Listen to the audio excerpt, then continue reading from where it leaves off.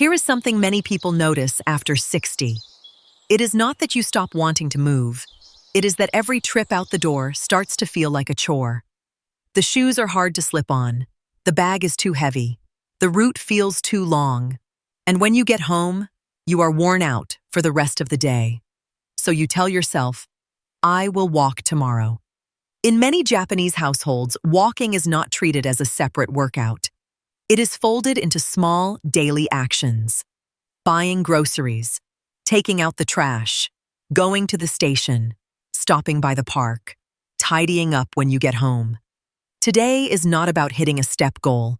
It is not about saying every Japanese person lives this way, because they do not. We are simply looking at 7 common Japanese approaches to everyday walking, and why they reduce friction so daily movement becomes easier to start and easier to keep. If you think of walking as, I must exercise for 30 minutes today, the pressure builds fast, and pressure is the first thing that makes us quit. One idea worth borrowing from Japanese daily life is placing walking inside real errands. You walk to a nearby shop for 1 or 2 things. You walk to the mailbox. You take a slightly longer path to the park. On the bus or train, you get off 1 stop early. The point is not how far you go. The point is giving the walk a natural reason.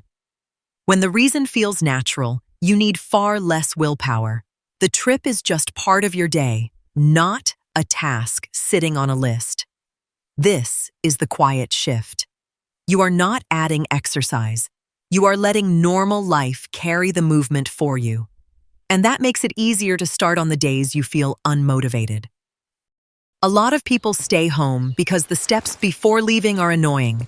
The shoes are set too low, so you have to bend down for a long time. The keys are missing. The bag is stuffed with things you do not need. The hat, the umbrella, and the shopping bag are scattered in 3 different places. By the time you are ready, you no longer feel like going. You can borrow the idea behind the Japanese genkan, the entryway just inside the door. The goal is to gather your leaving the house items in one small area. Comfortable shoes, a light bag, keys, an umbrella, a folded shopping bag, all within easy reach.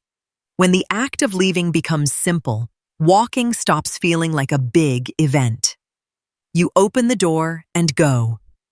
That small setup does more for consistency than any burst of motivation. After 60, the thing that most often fails is not the walking itself. It is planning too much at once. You feel good today, so you walk too far. The next day, your legs ache, and you stop for a week. That pattern repeats until walking feels discouraging. A more practical approach is to set short routes with small purposes. Walk only to the corner. Walk only to the convenience store. Walk only 1 loop around a small park. Something so manageable that you are willing to step out the door. Many everyday errands in Japanese towns are simply done over short distances. We do not need to copy the layout of a Japanese city, but we can borrow the principle. Make the route small enough that saying yes is easy. A short walk you actually take beats a long walk you keep postponing. One big shopping trip looks efficient, but for many people after 60, it quietly turns into a hauling job. The bags are heavy, the stairs feel harder, and when you get home, there is a pile of things to put away. That weight can make you dread the whole outing. A common pattern in Japanese daily life is buying smaller amounts, more often, on the way to somewhere else. Not because everyone loves shopping. It often comes from smaller spaces, shorter distances, and a more natural rhythm. You can make your own version. Buy a little less. Carry a little lighter. Pick things up along a route you were already taking. When you do this, the shopping trip becomes light walking instead of a burden. And light is what keeps you willing to go again tomorrow. Many people assume that sticking with walking means walking farther, but after 60, the quality of the route matters more than the distance. Ask a few simple questions. Is the surface even? Is there light in the evening? Is there somewhere to pause and rest? Does it get slippery in the rain? Are there a lot of steps? These details decide whether a walk feels safe or stressful. Some research on older adults in Japan has looked at how safe walking areas and pleasant surroundings relate to how often people go outside. This is observational, so it does not prove one route change causes any outcome. But it points to something sensible. A comfortable, safe path is one you are more likely to use. Choosing the gentler route is not being timid. It is being smart. Pick a path you will still be willing to walk tomorrow. Stairs can add movement to your day, but they should never become a way to prove something. If your body feels good that day, a short flight of stairs is fine.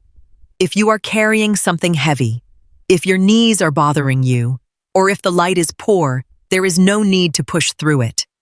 In many Japanese stations and buildings, you will often find stairs, elevators, and handrails all available together. The practical skill is not always taking the stairs. It is knowing when the stairs make sense and when a safer option is the better choice. The real goal is to keep moving over the long run, not to win a single day.